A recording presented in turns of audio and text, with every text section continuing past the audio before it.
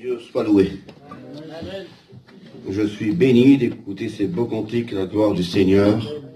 Béni d'avoir écouté ces expériences, ces jeunes filles qui ont du témoignage. On est bien dans sa présence.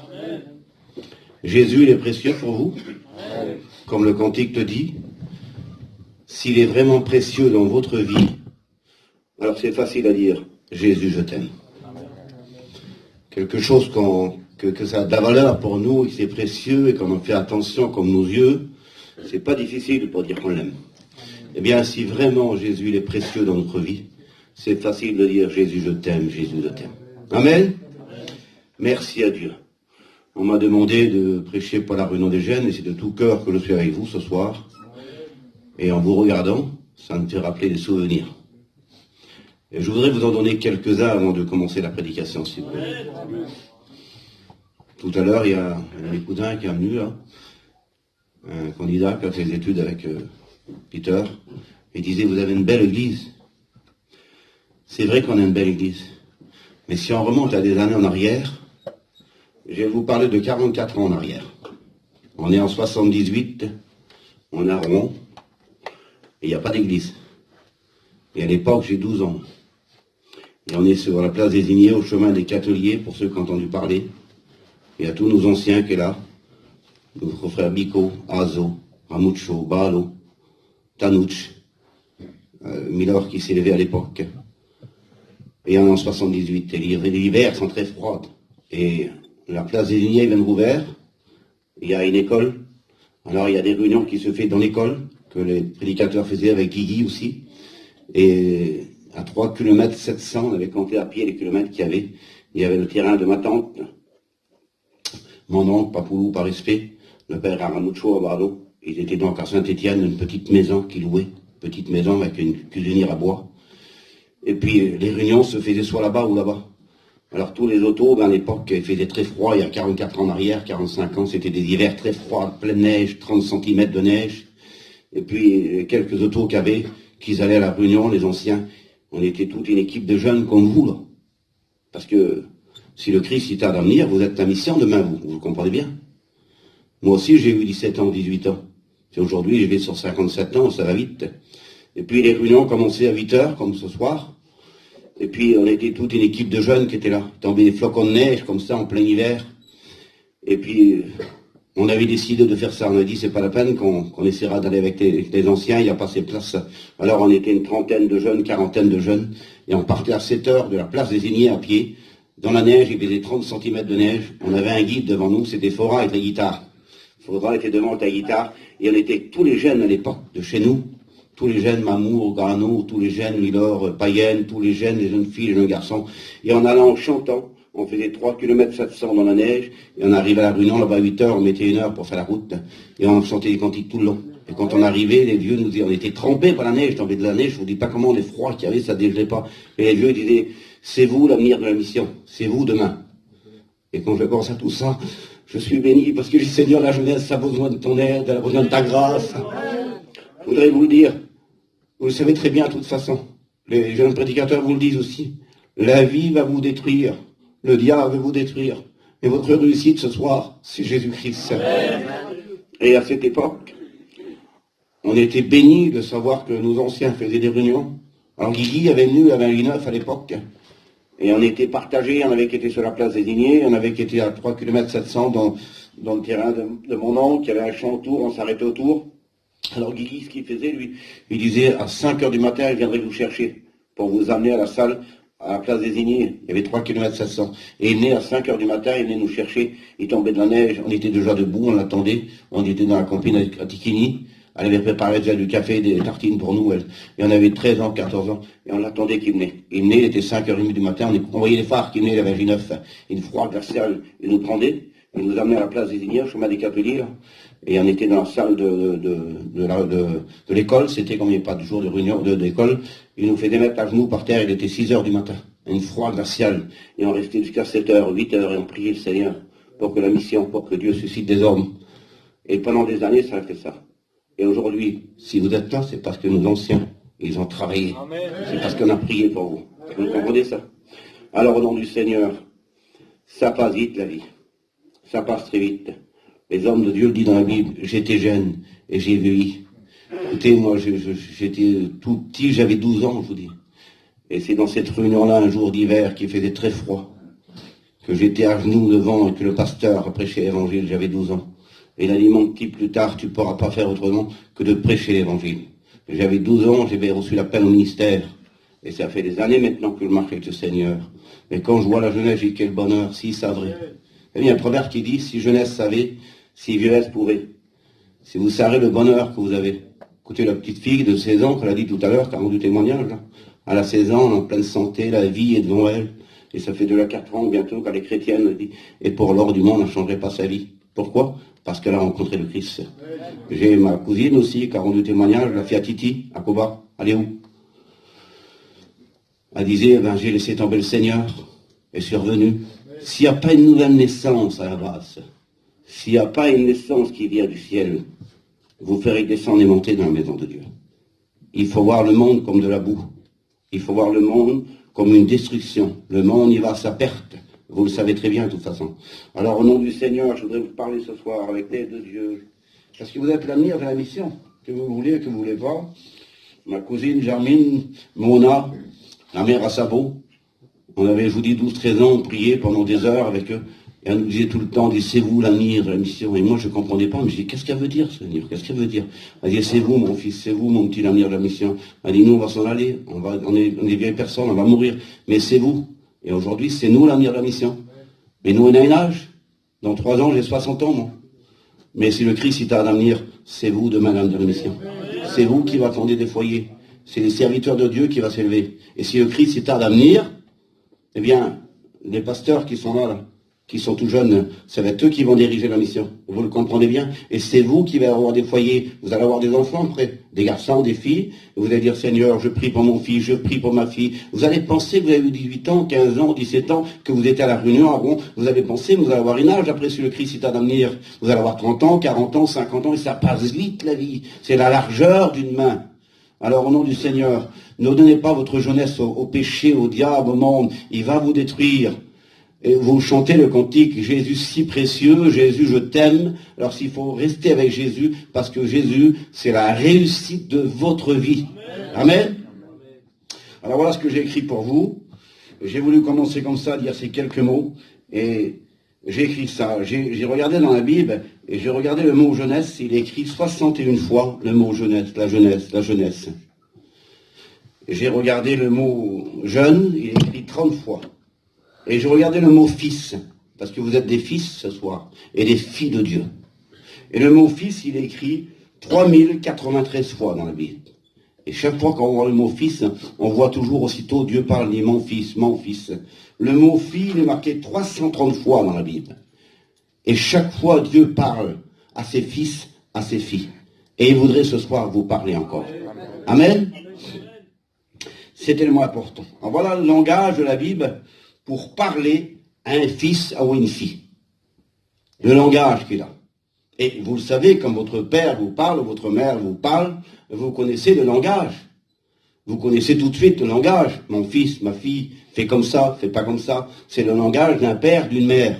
Eh bien, le langage de la Bible, pour parler à ses fils et à ses filles ce soir, voilà ce qu'il est dit. Mon fils ou ma fille, écoute l'instruction. Savoir écouter. Entendre, c'est une chose, mais écouter, c'est autre chose. On dit, j'ai entendu, mais j'ai pas bien écouté ce qu'il a dit, j'ai pas bien compris. Alors on a besoin ce soir d'entendre et d'écouter. Il dit, écoute mon fils ou ma fille, l'instruction d'un père, et sois attentif pour connaître la sagesse. Sois attentif. C'est vrai, comme on l'a dit la jeune fille tout à l'heure, on est avec les jeunes, on parle, on rigole, on est bien, l'autre il raconte une blague, je l'ai fait aussi, vous l'avez fait, et on va manger un morceau de pain, on va manger une glace, on va en ville, on se détend, on est bien. Mais le soir, quand on est tout seul dans un camping, on a tout, on a le plus beau lit, on a une belle camping, on a des parfums, on a une belle toilette, on a des beaux vêtements, on n'avait pas tout ça à l'époque, vous comprenez bien, il y a 45 ans en arrière, on dormait dans un camion avec 5, 6, 7, 8, on n'avait rien de tout ça. Vous avez tout, vous revenez de la soirée que vous avez passée, vous avez été se promener avec les jeunes, c'était bien, et vous êtes tout seul, vous pleurez, vous s'ennuyez, vous avez peur, Vous avez des craintes, le diable, il vous parle, il dit, tu ne seras jamais une chrétienne, tu ne seras jamais un chrétien, tu ne pourras jamais comprendre, et puis la vie, elle est devant toi, puis amuse-toi, puis dépense-toi, puis fais ce que tu as à faire, et tu es inquiet, tu es soucieux, et ton père te parle, ta mère, il voit que ça va pas, ça va mon fils, ma fille, oui maman, ça va, oui tata, ça va. Mais en réalité, ça va pas, il n'y a rien qui va. Pourquoi? Parce que tu n'es pas à l'écoute de la parole du Seigneur. La réussite, c'est Dieu. Le bonheur, c'est Dieu. Écoutez, il le disait tout à l'heure, Peter le disait, le regret de ne pas avoir connu Dieu avant. Voilà, quel dommage. Écoutez, moi j'ai connu Dieu, j'avais 12 ans. J'ai connu l'amour du Seigneur à 12 ans. J'ai eu l'onction du Seigneur sur moi à 12 ans. J'ai été rempli de Dieu à 12 ans. Ça fait bientôt 44 ans, 45 ans que j'ai connu le Seigneur. Vous le comprenez bien. Si j'avais pas trouvé manquante avec lui, si c'était une corvée la vie chrétienne, si c'était un boulet au pied, si c'était vraiment difficile, vous comprenez bien que j'aurais remédié, que j'aurais laissé tomber tout ça. Mais pour l'or du monde, jamais je l'aurais fait. Parce que Dieu, c'est le bonheur dans une vie. Vous l'avez compris ça? Alors béni soit Dieu. Alors je vais continuer avec vous. Écoute mon fils ou ma fille l'instruction d'un père et sois attentif pour connaître la sagesse. C'est tellement important. Écoute mon fils et reçois mes paroles. Reçois mes paroles et les années de ta vie se multiplieront, dit la Bible. À la condition qu'on écoute Dieu parler et dit les années de ta vie. Parce que ça passe vite la vie. Je regarde mon fils, il a 18 ans et demi, là, je regarde à vous, je dis Seigneur, j'avais aussi 18 ans, moi, j'avais aussi 20 ans, et impossible de revenir une seconde en arrière, il faut qu'avancer. Et combien de fois je pense à la jeunesse, parce que vous savez, en tant que pasteur, on a réglé des centaines de cas de foyers différents. Je vais venir tout à l'heure sur le mariage et sur des notes. Je suis obligé de venir à 9h30, mais il faut que je parle un peu, vous comprenez bien. On a des soucis, on a plein de tracas avec des foyers mixtes, avec des foyers qui ont eu des difficultés. Je me suis baptisé, mais voilà, j'étais pas né de nouveau, j'étais pas compris, et puis j'ai fait ceci, j'ai fait cela, et le voilà dans un engrenage. Et combien de fois avec Jimmy, avec les frères, on écoutait, ils disaient, on est des jours et des jours enfermés dans les bureaux, à trop discuter des mariages, que ça n'a pas réussi, c'est des échecs, c'est des complications, c'est un labyrinthe, on s'en sort plus. Pourquoi? Il était baptisé, mais il n'était pas né de nouveau. Et les erreurs, ils ont venu de là. Et quand t'es jeune, tu sais pas, t'as 18 ans, 20 ans, t'es marié, tu t'es baptisé, ça va pas, faut que tu... On y vient tout doucement. Avant d'y venir, je reste sur la note que je tiens à vous dire. Et les années de ta vie se multiplieront. Et ça continue, il dit, retiens l'instruction. Retenir, retiens ce que tu as, Apocalypse 3:11, afin que personne prenne ta couronne. Retiens ce que tu as. Ne renie jamais, j'écris ça, l'éducation que tu as reçue. Écoutez, vous avez eu des réunions de jeunesse depuis le temps, d'accord? Vous avez eu une éducation. Les pasteurs vous parlent. Quand vous êtes à juin, il y a des réunions de jeunesse. Quand vous partez en mission, il y a des réunions de jeunesse. L'hiver, il y a des réunions de jeunesse. On est bien à la réunion de jeunesse ici. Donc vous avez reçu une éducation, non pas l'éducation du monde, du péché, l'éducation de la parole de Dieu. Vous avez reçu dans votre cœur par les serviteurs de Dieu qui sont là. Et dit ceci, ne renie jamais l'éducation que tu as reçue. C'est la base de ta vie. C'est la base de ta vie. La folie, c'est vrai qu'il est dans le cœur d'un jeune, parce que devant lui, il croit que tout est rose, tout est beau, mais comme il attrape de l'âge, il dit, Seigneur, qu'est-ce que j'ai fait, l'erreur que j'ai fait, comment je vais m'en sortir maintenant? Et on voit des foyers qui sont cassés, des vies qui sont cassées. Écoutez, j'ai une de mes cousines, je ne vais pas dire le nom, tout récemment, elle a une vingtaine d'années, elle s'est mariée, on était là. Elle s'est baptisée plutôt. Elle s'est baptisée, chrétienne bien, elle a une vingtaine d'années, là, vous la baptisée. Là, il y a quelque temps, pas longtemps de ça, là. Tout récemment, elle s'est mariée. Et le souci qu'il y a, c'est une chrétienne, elle a 20 ans, elle s'est mariée, madame, avec un homme qui est divorcé. Et qu'il est divorcé, sa femme, elle est divorcée, ils ne sont pas repris, elle s'est mariée avec un homme. Regardez le souci, c'est pour vous dire. Elle est chrétienne, c'est une jeune fille, elle est baptisée, elle aime le Seigneur de tout son cœur, c'est ce qu'ils disent toujours. Et ensuite, elle se marie avec un homme qui est divorcé. L'homme, il est avec elle, ça fait quelque temps. Aujourd'hui, elle se rend compte qu'elle l'aime plus, ça va pas. Je vais vous parler très vite ce soir. Je ne vais pas mâcher mes mots parce que c'est la réussite de votre vie, les jeunes filles, les jeunes garçons. Hein. C'est la réussite de votre vie et c'est le souci que vous avez enlevé à vos parents. Autrement, c'est un souci éternel qu'ils vont voir. Elle dit, moi, je ne peux plus rester avec lui, je ne l'aime plus, elle s'est trompée, ça y est. Alors, le problème qu'il y a, c'est qu'elle a quitté son mari, son père à la fille, là, c'est mon cousin, C'est un petit homme gentil, pas bagarreur, bon, rien de tout ça. Le beau-fils en question, maintenant quoi, il en divorce, il dit, moi maintenant je vais tuer ton père. Vous voyez le problème? Il dit, maintenant moi je vais tuer ton père. Et l'homme, soi-disant, c'est un tueur d'homme. Il dit, maintenant moi je vais tuer tes parents, je vais tuer ton père. Son père, leur fille, là, il a tombé 2 fois d'un malaise, il l'a emmené à l'hôpital, il l'a ranimé, ils ne savent plus comment faire. Et c'était une chrétienne, elle s'est baptisée, elle avait 20 ans. Voilà, après un homme qui est en divorce. Vous voyez le souci que ça fait? Et des problèmes comme ça, depuis que l'émission, elle vient depuis 70 ans, 72 ans. C'est des milliers de problèmes qu'on règle comme ça. Alors qu'un inconverti, que ça arrive, bien qu'il n'est pas chrétien, moi, il s'est marié, il a divorcé, tout ce qu'il voulait, il fait ce qu'il veut, il a converti, lui. Mais t'es un chrétien, t'es une chrétienne, tu t'es baptisé. Et après, elle m'a dit, je savais pas, moi. Si tu le sais, parce que les pasteurs te l'ont enseigné, et je voudrais te l'enseigner ce soir. Jeune garçon, jeune fille, tu vas te marier. Avec qui c'est qui est chrétien? Levez-moi la main. D'accord? Mais c'est pas chrétien pour 8 jours. C'est chrétien, c'est jusqu'à la mort. Et c'est chrétien pour écouter ce que la Bible a dit, l'instruction qu'elle donne. Vous le comprenez? Vous ne pourrez pas dire après, je sais pas. Après, c'est un péché volontaire si vous dites, je sais pas. Alors, le problème qu'il y a, on y vient, et je vais continuer sur cette note. Les conseils de la Bible. Ça le dit comme ça, mon fils, ma fille, n'entre pas dans le sentier des méchants. Sentier, c'est un chemin, c'est une route, tout ce que vous voudrez, une indication. N'entre pas dans le sentier des méchants. Les méchants, c'est le monde, c'est le péché, c'est l'inconverti. N'entre pas là-dedans. Écoutez, soyez vrais. Vous l'avez peut-être dit, peut-être vous, à votre copain, à votre copine, mon frère, ma soeur, mon ami, je ne sais pas moi, mon copain, va pas avec lui d'abord. Va pas avec elle, ça va nous poser un problème. Vous l'avez dit ça? Moi je l'ai dit ça. Et c'est pas pour un mal. C'est pas pour dire que l'autre, on veut qu'il meure, nous. Non, mais c'est un gars à problème, c'est une fille à problème. Elle va te mettre dans des embarras dans la vie. Tu vas t'embêter. Écoute, avertis-la plutôt, dis-lui qu'on prie pour lui ou pour elle, mais n'y va pas. Et là, le texte, il dit, n'entre pas dans le sentier des méchants. Et puis, vous l'avez dit, les jeunes filles, les jeunes garçons, ça ne gêne pas que vous le dites. Et comme ça l'a arrivé à votre copain, votre copine, et qu'il est embarrassé, qu'il est embêté, qu'il y a eu une discussion, ça vous fait, vous lui aviez dit, alors, je te l'avais dit, il ne fallait pas aller. Je te l'avais dit, il ne fallait pas le faire. Je vous parle en tant que rabbin ce soir. Et je vous parle avec la Bible. Alors, je te l'avais dit, mon ami, il ne fallait pas le faire. Regarde maintenant, t'es embarrassé, t'es embêté, et maintenant ça va poser un problème. Eh bien, au nom du Seigneur, la Bible elle dit ceci dans Proverbe chapitre 4, verset 14. N'entre pas dans le sentier des méchants, parce que c'est la destruction pour toi. Et il y a un autre sentier, c'est le sentier de la paix, le chemin de la paix. Amen. On continue. Et voilà ce qui est dit au texte. Et ne marche pas dans la voie des hommes mauvais. Ne marche pas dans la zone. Moi, comment je vais vous expliquer? J'ai été aussi, moi, me promener, j'avais 15 ans, 16 ans, et on était des copains, nous, c'était Bignol, c'était gamins, mes copains, mes cousins, Grébouille, c'était mes copains, Garçon Barlow, on était des cousins, on a grandi ensemble. Mais on était ensemble, on était chrétiens. Vous savez ce qu'on faisait la journée, nous? Il y avait l'auto, à l'époque, Grébouille, aux gamins, c'est eux qui avaient les permis avant nous. On prenait l'auto, allez, on s'en va dans le chemin. On allait dans un chemin. On se mettait avec les 4-5, on n'avait pas de bière, hein. Pardonnez-moi, on n'avait pas de drogue, on n'avait tout ça, non.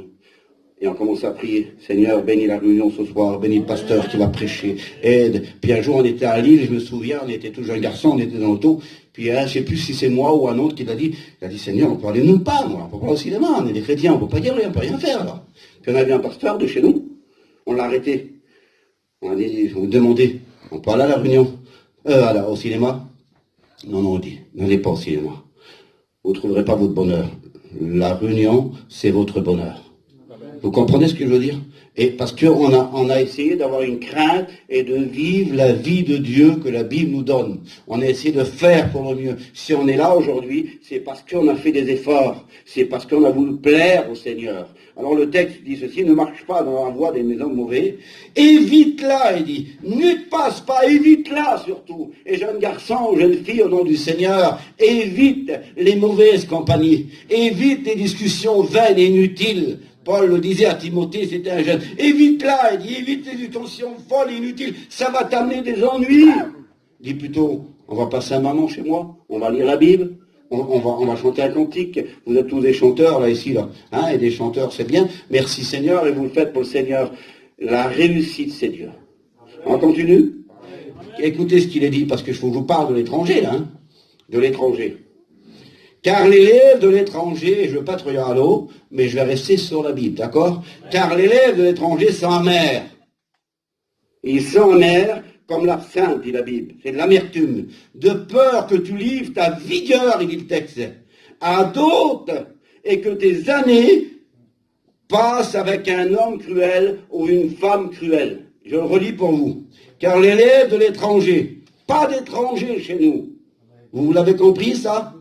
Vous l'avez. Demain, pardonnez-moi, j'ai oublié de prendre les mots là. Je regarde sur le téléphone, là, j'ai trouvé un fiancé, j'ai trouvé une fiancée. Mais c'est comme ça aujourd'hui. Il a 800 km, vous ne le connaissez pas, c'est un étranger. Vous ne savez pas si c'est des gens qui sont dans la mission, vous ne savez rien, tout ça. On a des tonnes de problèmes comme ça, nous les pasteurs. Et tout de suite, nous fait l'appel, tu peux régler ça, tu peux régler ça. Et c'est tellement compliqué, on ne peut plus les régler. Si c'est des païens, on ne les règle pas les affaires, hein, parce qu'il fait ce qu'il veut. Mais ce sont des gens baptisés. Regardez le texte, qu'est-ce qu'il dit? Car l'élève étranger sans mère, amère comme l'absinthe, de peur que tu livres ta vigueur. Ta vigueur, c'est ta jeunesse à d'autres, et tes années à un homme cruel. Tes années avec les mariés, elle est bien mariée, avec un homme cruel, à vie en enfer, la petite fille là, c'est pas possible. Ah oui, elle a été baptisée, elle, et elle s'est mariée, elle a donné ses années, sa vigueur, à vie en enfer.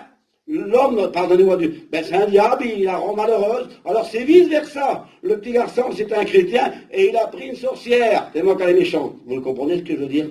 Et c'est un foyer qui souffre. Pas possible, Seigneur.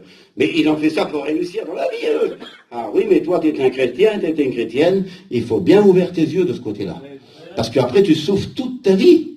Tu souffres toute ta vie, les parents souffrent toute la vie, les beaux-parents souffrent, les frères, les sœurs, et après, il vient des enfants, et les enfants, ils grandissent, et après, dans un mariage mixte, il y a des batailles, il y a des chicanes, et l'enfant, il grandit, il dit, mon père, ça va pas, ma mère, ça va pas. C'est toute une vie. Écoutez, si le Christ est à l'avenir, je ne veux pas être réalo avec vous, moi. Mais vous allez se marier plus tard, vous. Les jeunes garçons, les jeunes filles, vous allez se marier. Vous voulez pas que votre foyer soit réussi? Amen. Vous voulez pas que ça marche bien, votre foyer? Ben, vous voulez un camping, c'est bien. Vous voulez un camion, c'est bien. Mais c'est pas ça qui va faire la réussite de votre foyer. Hein. La réussite, c'est Dieu. Amen. Et en plus, il peut vous donner le camping et le camion et un travail pour le monsieur et gagner sa vie. Mais la réussite, c'est Dieu. Alors, on ne donne pas ses élèves à un étranger. Ils sont trop amers. Et ma vigueur, je ne donne pas à un homme cruel. Vous l'avez compris, ça? Écoutez, vous avez des amis, vous avez eu des copains, des copines qui ont dit, Seigneur, elle s'est mariée. Dieu, ça ne sait pas où c'est qu'elle a tombé. Parce que tu connais le messieurs, toi. Ou vice-versa. Il ne sait pas où il a tombé. Seigneur, comment ça va être l'enfer qu'il va vivre. Vous comprenez ce que je veux dire? Eh bien, toi, si tu le sais, si tu l'as vu déjà, si ta cousine, ton cousin sont mariés, que ça n'a pas réussi, c'était des chrétiens, et c'était une catastrophe, au nom du Seigneur, rouvre bien tes yeux, et demande bien conseil à Dieu.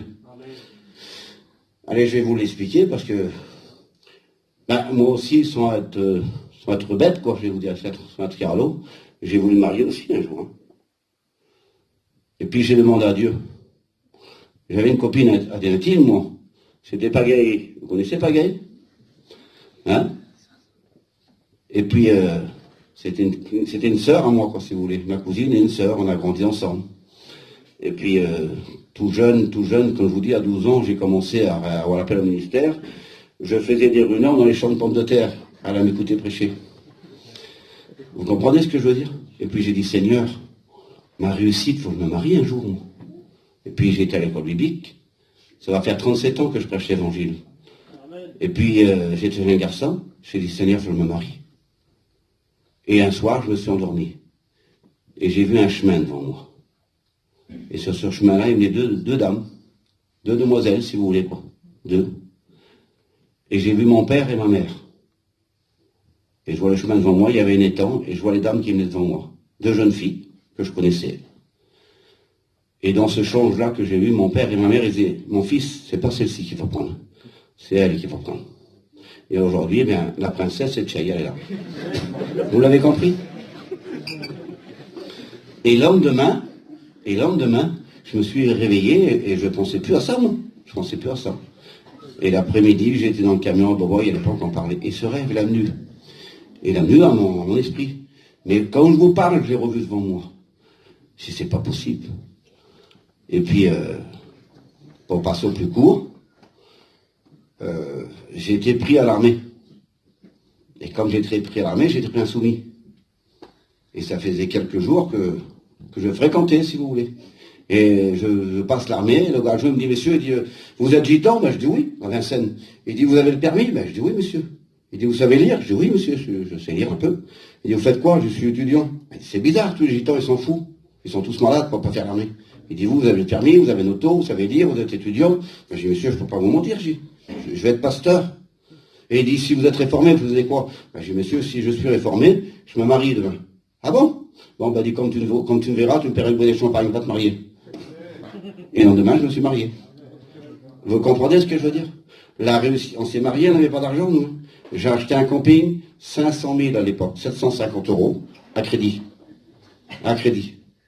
On est parti à l'école biblique, un petit camping de 3 mètres, comme ça. On est parti, le camping, il a cassé sur la route. On n'avait plus de camping, on n'avait plus rien. On était à l'école biblique, on a acheté un camping, 400 000 à l'époque, à crédit, mais le bonheur qu'on avait. On est resté 2 mois là-bas, et j'avais 3 pièces de 10 francs pour passer 2 mois. Ça faisait quoi, 2 € ça? 3 pièces de 10 francs, pour passer 2 mois. Et jour et nuit, on lisait la Bible. Alors, pour vous dire la réussite avec Dieu, j'étais jeune garçon, j'étais étudiant, jeune garçon. La nuit, dans mon camion, je lisais jusqu'au matin les bougies, je les fondais comme ça, une après l'autre, une après l'autre, après l'autre. Et je lisais jour et nuit, parce que la Bible, c'était mon trésor. D'accord? On continue? Allez. On continue. Alors, il dit, de peur que des étrangers, si tu donnes tes lèvres à un homme ou à une femme étrangère, de peur que tes lèvres se rassasient de ton bien et du produit de ton travail. Pas possible. De peur que l'étranger en question se rassasie de ton bien, de ce que tu avais en Dieu, de ce que tu avais acquis en Dieu, et tu t'es marié avec un inconverti, et tu as tout détruit. Seigneur, c'est pas possible. De peur du produit de ton travail, de ce que tu avais fait, il est capable de tout détruire. Pourquoi on voit des hommes qui disent, ben moi je suis plus chrétien, aujourd'hui je m'en marie avec elle, elle n'était pas chrétienne et je peux pas, c'est un dragon. Ou vice versa, elle a dit, moi j'étais chrétienne, mais je peux pas, j'ai tout perdu. Ça fait des années que je prends plus la Sainte Seine, parce que mon homme n'est pas chrétien, parce qu'il boit, parce qu'il est jaloux, et j'ai tout perdu. Au nom du Seigneur, votre réussite, elle est en Dieu. Amen. Vous allez se marier plus tard. Si le Christ a l'avenir.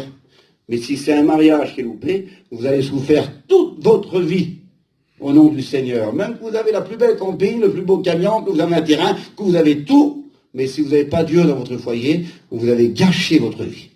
On continue? Alors il dit que ta source soit bénie.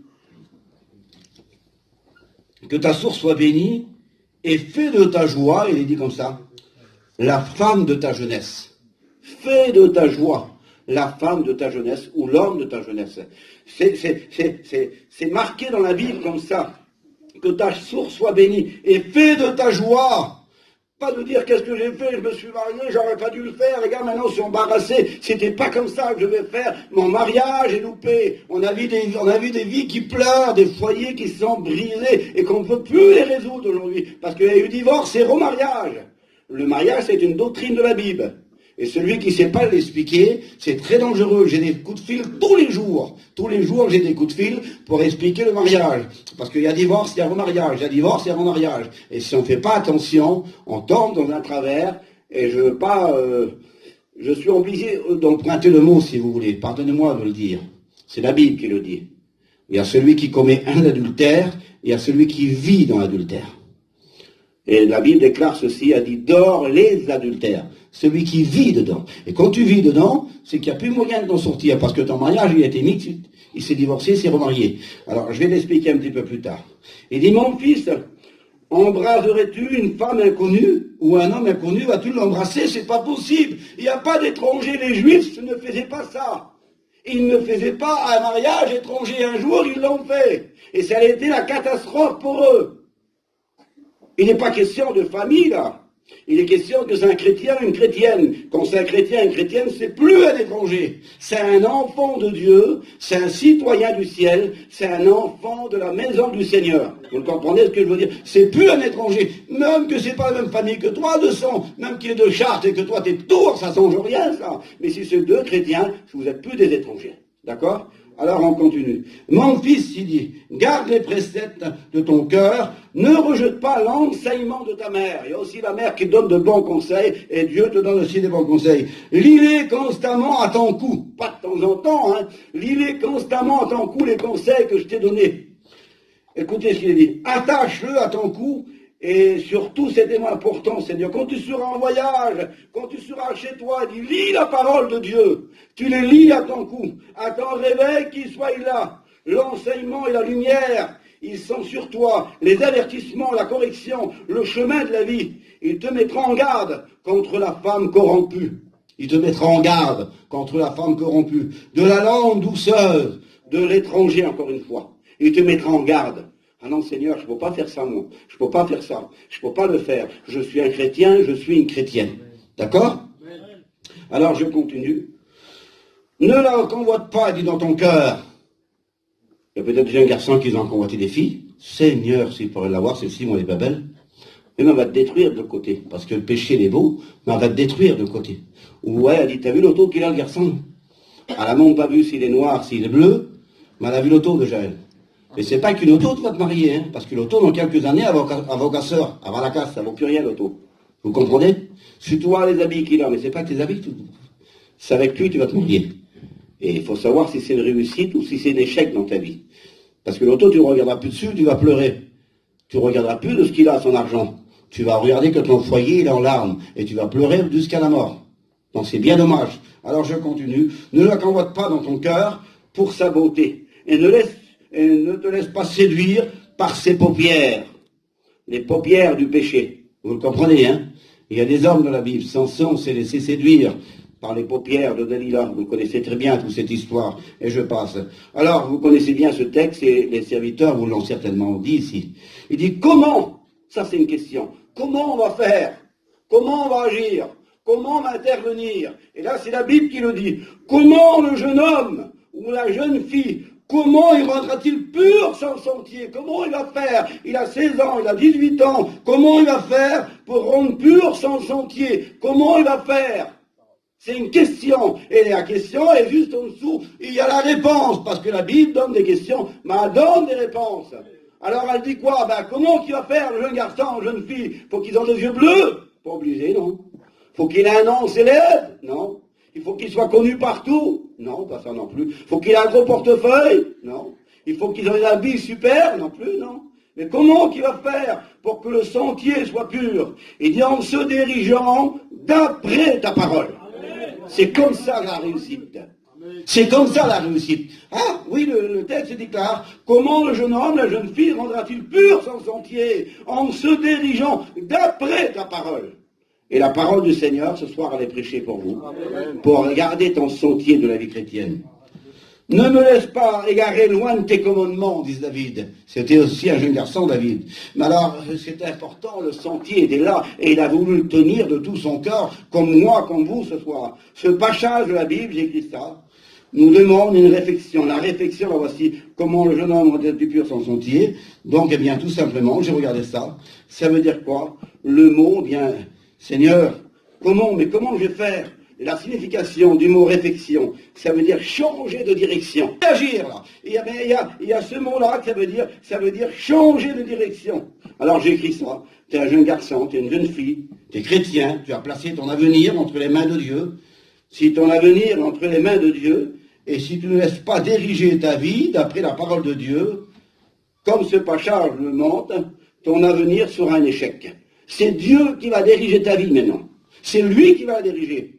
Parce que dit comment tu vas le faire? En se dirigeant d'après ta parole. Alors c'est plus moi qui dirige ma vie, c'est toi qui la dirige, Seigneur. Écoutez, les jeunes garçons et les jeunes filles qui sont chrétiens, là, on ne vous voit pas, nous, quand vous rentrez chez vous. Mais quand vous lisez la Bible, quand vous êtes tout seul dans la camping, et que vous dites, Seigneur, ce soir, j'ai fait ce que tu as fait, ce que tu as voulu que je fasse. On n'a pas été dans le monde, on ne s'est pas souillé, on n'a pas commis de péché. On est là, on prie chez nous, on est tout seul. Là, tu es sur le sentier de la vie. Là, t'es sentier, t'es vraiment sous la direction du ciel. Et tu dis, Seigneur, bénis mon père, bénis ma mère qui s'approche, bénis mon frère, bénis ma soeur, bénis les serviteurs. Tu pries pour tout ça. T'es sur la voie du ciel. T'es sur la voie du ciel. Quelle beauté de rester sur la voie du ciel. Il y a combien de jeunes qui voudraient le faire et qui ne peuvent plus le faire parce qu'ils ont tombé d'un travers et il n'y a plus d'échappatoire pour eux. Alors j'ai écrit ça. Ce pacha, ton avenir sera un échec si tu ne te laisses pas diriger par Dieu. Tu as besoin de prendre des résolutions, c'est tellement important. La parole de Dieu est celle-ci qui peut rendre possible ta vie qui peut-être tu dis oui mais moi elle est compliquée ma vie, j'ai des mauvaises pensées, j'ai des mauvaises idées, j'ai de l'angoisse, j'ai de l'anxiété, j'ai des nerfs, je suis nerveux, je réponds pas bien à mes parents. Et j'essaye, je suis un chrétien, une chrétienne, mais il y a encore ça dans ma vie. Tu es dans un bon endroit ce soir. Tu es dans un hôpital ce soir. Vous savez qu'à l'hôpital, on ne tue pas les gens, on les soigne. Eh bien, ce soir, tu es dans l'hôpital et il y a un grand docteur. Il n'est pas encore au bloc opératoire, il est là, il est disponible. Jésus a dit, Nicodème plutôt a dit à Jésus, quel docteur venu de Dieu. Il peut te libérer ce soir de tous ces liens, de tous ces chaînes que tu as. C'est tellement important. Et puis, vous connaissez ce texte de la Bible. À tes résolutions, Job 22, 28, à tes résolutions, jeune garçon, jeune fille, le succès, ça sera la réussite pour toi. À tes résolutions répondra le succès sur tes sentiers et la lumière brillera. Mais il faut que tu sois résolu. Il faut que tu sois résolu. La jeune fille de 14 ans, là, c'est ça qu'elle a dit tout à l'heure, j'avais 14 ans, elle dit, moi je ne changerai pas ma vie. Parce qu'elle est résolue en Dieu. Que c'est beau d'être résolu en Dieu. Quel bonheur de dire, Seigneur, tout jeune, je te connais, je t'appartiens, mon avenir est entre tes mains. Dieu soit béni pour sa grâce, pour sa bonté. Je ressens la présence du Seigneur ce soir, et je voudrais continuer encore un petit peu, même qu'il est tard. Comme nous l'avons dit. D'accord. Alors on y va. Comme nous l'avons dit, comment le jeune homme monta-t-il pur son sentier en se dirigeant d'après la parole de Dieu? Écoutez, David a donné 12 fonctions concernant la parole de Dieu pour le jeune garçon et la jeune fille. 12. C'est extraordinaire, des fonctions. Il dit ceci, la parole de Dieu, ça fonctionne comme ça. Elle est purifiée, la parole de Dieu. C'est-à-dire, elle peut te purifier ce soir. Et elle continue. Elle fait vivre la parole de Dieu, il dit au verset 25 du psaume 119. Elle fait vivre, deuxièmement. Troisièmement, il dit, elle relève la parole de Dieu. Parce que des fois, sur le sentier, on a un genou à terre, on est fatigué, on n'a plus de force, mais elle relève, et elle peut te relever ce soir. Et elle continue. Et dit aussi, elle établit quelque chose d'établi, c'est établi. Vous voyez, ça c'est bien établi, là je vais essayer, ça ne bougera pas. Ça ne bougera pas, parce que c'est bien établi. Et si tu es établi en Dieu, si vraiment Dieu il est dans ta vie, si vraiment tu es établi en lui, tu ne bougeras pas. Le rocher, tu pourras dire, Seigneur, il y a du vent, il y a des tempêtes, il y a des tsunamis qui viennent. Mais tu es créé en Jésus-Christ, fondé en lui. Et puis ça continue. Elle dit ceci. La parole de Dieu, elle te protège. Et combien de fois tu as été protégé? Tu as dit, Seigneur, un peu plus, je faisais l'erreur, je tombais à travers, il y avait un faux pas, c'était la misère pour moi. Mais là, elle protège la parole de Dieu. Et elle continue, David. Elle console. Tu as pas été consolé combien de fois? Tout seul, quand tu priais, tu as dit, Seigneur, j'ai eu peur, j'ai senti une mauvaise présence, j'étais pas bien. Et combien de fois elle est venue te consoler? Elle fait quoi encore la parole de Dieu, les fonctions qu'elle a? Elle instruit. Ce soir, elle t'instruit, la parole de Dieu. Elle continue. Elle éclaire. Elle éclaire la parole de Dieu. Celui qui me suit, a dit Jésus, il ne marchera pas dans les ténèbres, mais il aura la lumière de la vie. Jean chapitre 8, verset 12. Elle fait quoi aussi? Elle rassure la parole de Dieu, les fonctions pour la jeunesse qu'elle a. Elle rassure, c'est rassuré, c'est sûr il va venir à mon secours. Elle fait quoi encore? Elle soutient, dit la Bible. Et Dieu te soutient parce que tu es dans sa main ce soir. Et si tu es dans sa main, personne ne pourra te ravir de sa main. Ni le diable, ni l'enfer, ni les milliards de démons qu'il y a. Ils ne pourront pas te ravir. Parce que Jésus dit, vous êtes dans ma main, et nul vous ravira de la main de mon Père. La main de Jésus, elle est là, et la main du Père, elle est par-dessus. Et toi, jeune garçon, jeune fille, au milieu. Personne ne peut t'enlever. Ça, c'est écrit dans Jean chapitre 10, verset 27. C'est une main sûre. Elle fait quoi la parole de Dieu encore? Elle apaise, ah Seigneur, ça a pesé, ça y est, le poids il est parti. Et elle fait quoi? Elle délivre aussi les fonctions de la parole pour un jeune. Elle délivre. Et si le Christ vous a franchi, vous êtes quoi? Vous êtes réellement? Merci à Dieu pour la liberté du Seigneur. Un homme a dit ceci, le jeune homme heureux est celui qui règle sa vie d'après la loi de l'Éternel. C'est comme ça qu'il est heureux. C'est comme ça qu'il est béni. Écoutez, j'ai Johnny, un ami à moi, un serviteur de Dieu, qu'on travaille à l'étranger. Johnny, c'est un homme d'âge, il a 72 ans, 73 ans maintenant. Et il a 2 filles. Et les filles, à l'époque, ils avaient une quinzaine d'années, si vous voulez. Partaient à l'étranger, en Hongrie, là-bas. Ils restaient 2 mois dans un pays. 2 mois dans un pays, une seule compagnie. tout seul, qu'on ne parlait pas la langue. 2 jeunes filles de 15 ans, ils étaient là, et constamment ils étaient en prière et priaient le Seigneur pour son père, pour sa mère, pour que les âmes soient sauvées. Pourquoi? Parce qu'ils avaient rencontré Dieu. Et ils n'attendaient plus de repartir à l'étranger, même s'il fallait rester tout seul, mais dans le travail de Dieu, dans l'œuvre de Dieu. Vous comprenez, quand on a trouvé Dieu, même qu'on est seul, on est heureux parce que Dieu, c'est la réussite de notre vie. On continue? Alors, il règle sa vie d'après la loi d'Éternel. Quand il pêche et qu'il trébuche, la parole lui offre la possibilité de confesser sa faute et de rétablir et de le garder intègre. Seigneur, j'ai commis un péché. Eh bien, tu es un avocat près du Père. Pas de vie dans le péché, mais tu as commis un péché, tu as commis une erreur. On dit c'est une erreur de jeunesse. Et tu as fait un petit péché. Eh bien, le Seigneur est celui qui peut te pardonner ce soir.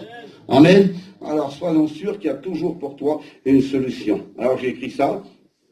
Rappelons-nous que rien d'étranger doit compliquer ma vie chrétienne.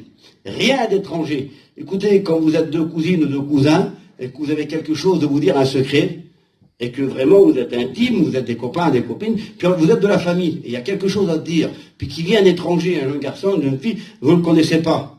Tout de suite, vous allez dire, arrête, il y a lui qui vient. Arrête, on ne va pas lui dire lui là. Je ne connais pas lui à nous, je ne connais pas elle, moi. Je ne sais pas comment il va réagir, parce que c'est un étranger, monsieur.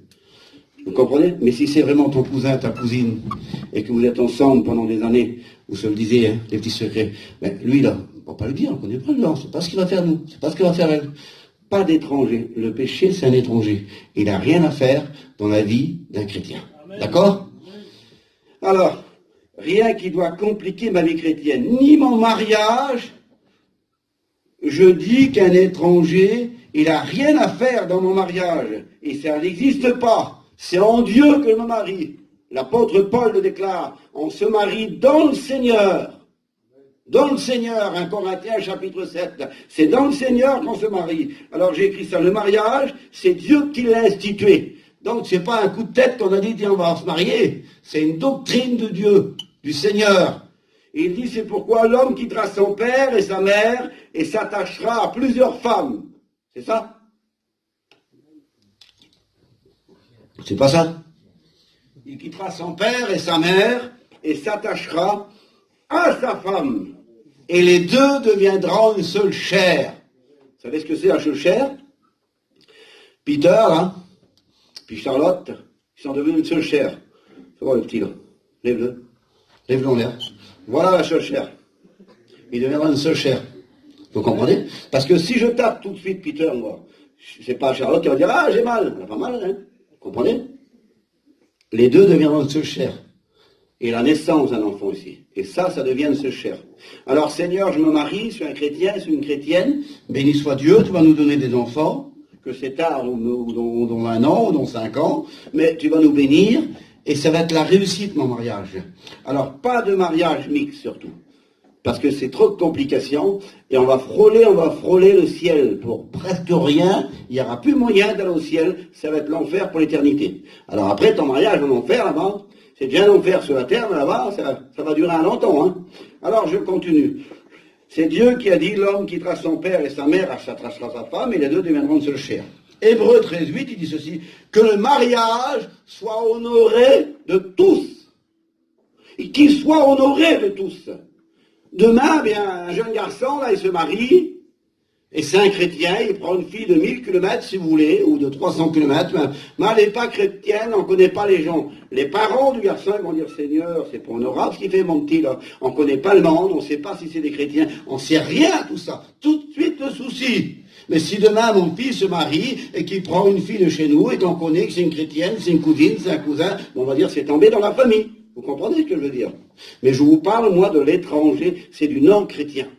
Du non-chrétien. C'est un étranger. Alors il dit que le mariage soit honoré de tous.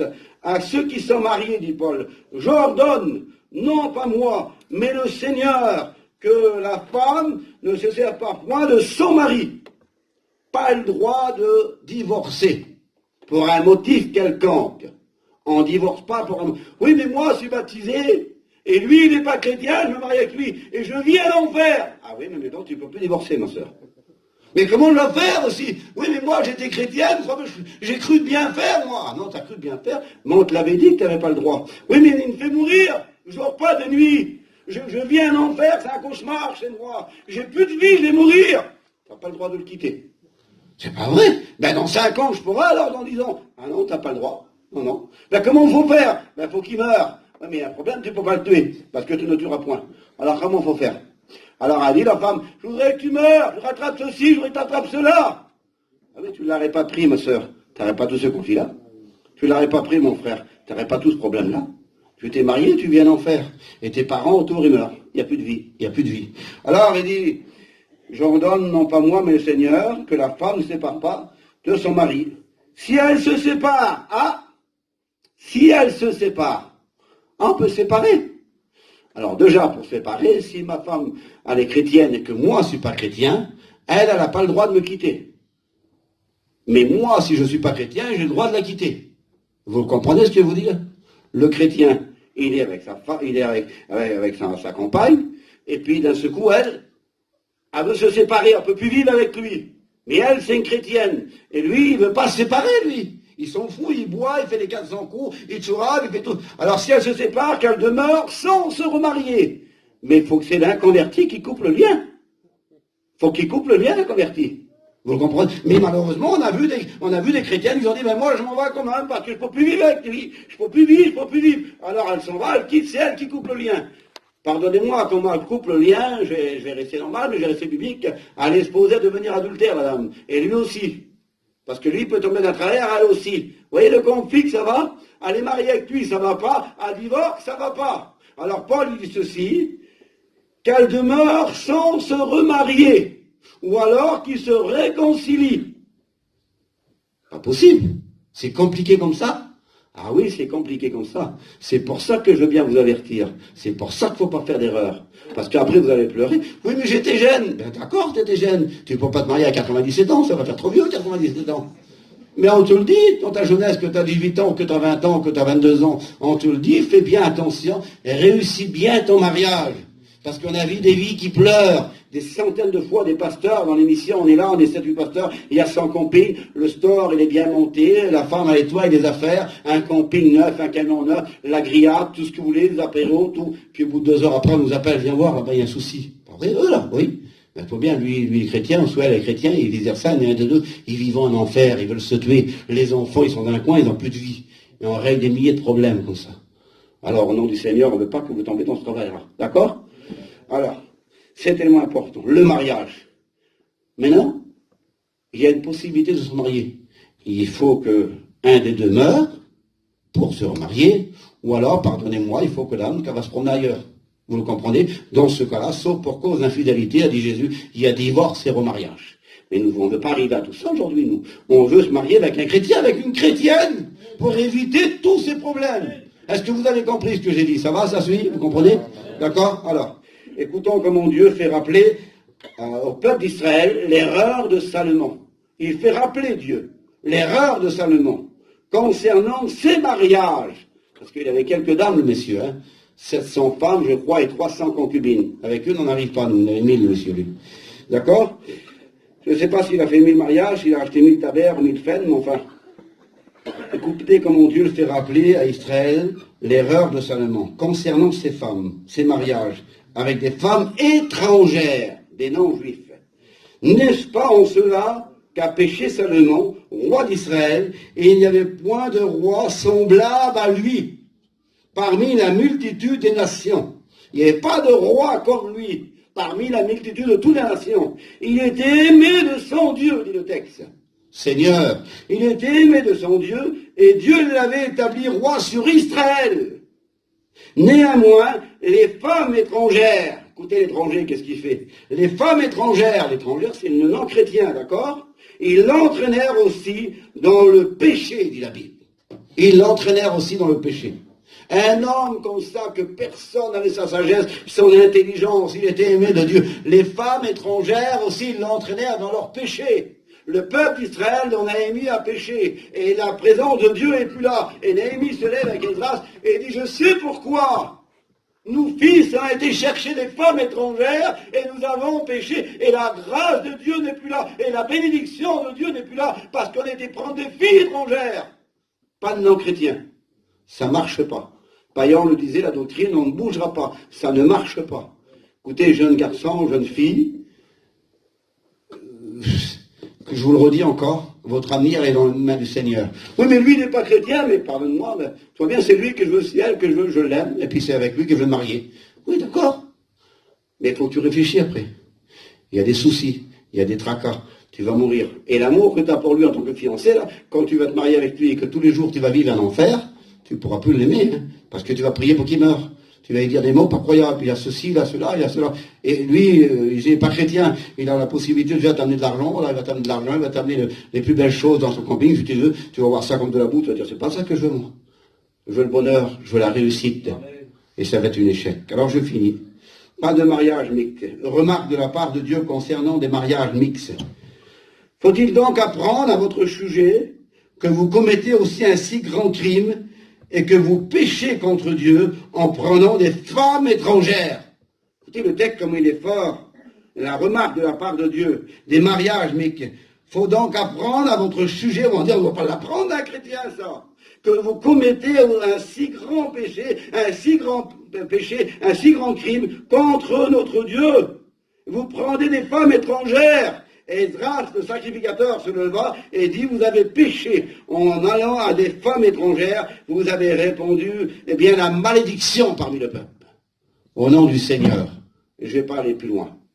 Il y a une solution ce soir. Il y a une solution ce soir, Seigneur, je suis un jeune garçon, je suis une jeune fille, je suis un chrétien, je suis une chrétienne, et je ne veux pas me laisser entraîner par le péché. Parce que tu as dit dans ta parole ce soir de ne pas suivre le conseil des méchants. Je remets ma vie entre tes mains, Seigneur. Seigneur, si tu tardes à venir, je vais fonder un foyer. Je vais être un foyer de la mission. Vous savez que vous n'êtes pas la mission, vous. Vous n'êtes pas des enfants de la mission, plutôt. Vous êtes la mission. Parce que vous avez grandi dans la mission. C'est vous la mission. Alors, Seigneur, plus tard, moi aussi, si tu tardes à venir, je vais être un foyer. Mais je veux pas un foyer qui souffre. Je veux pas être un foyer dans la misère, dans la honte, dans la confusion, dans le regret, qu'est-ce que j'ai fait, et puis regarde la vie que je mène, et j'ai plus de force, et j'ai plus de vie, parce qu'on écoute des vies, ça fait 6 mois que j'ai pas pris la Sainte Seine, ça fait 5 ans que je l'ai pas pris, puis je peux pas, mon mari change pas, ma compagne elle change pas, on a été trouver des pasteurs, mais il n'y a pas de solution pour nous, parce qu'il y a eu divorce, il y a eu remariage, et aujourd'hui c'est compliqué. C'est très compliqué, tous les jours on écoute ça. Et tu ne peux pas m'expliquer, c'est compliqué, ma fille elle s'est mariée, elle a redivorcé, mon fils il s'est marié, il s'est redivorcé, et puis il y a un problème, toi bien, l'autre est parti là-bas, l'autre est parti là-bas, qu'est-ce qu'il peut faire? Il a 20 ans, il a 25 ans, il a 18 ans, comment faut faire?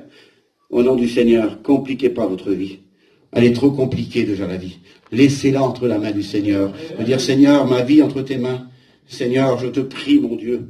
Mets un compagnon sur ma route, mets une compagne sur ma route pour réussir ma vie avec toi, pour, Seigneur, grandir avec toi, que mon foyer fleurisse en toi. La maison de Dieu, c'est celle qui est bâtie sur le roc, qui en est bâtie sur le roc, et c'est ça qu'il faut comprendre au nom du Seigneur. Je vais prier le Seigneur avec vous, il est tard, il est 10h10, 10h15, on va prier le Seigneur, on va demander à Dieu son aide, sa force sur chacun d'entre nous. Seigneur,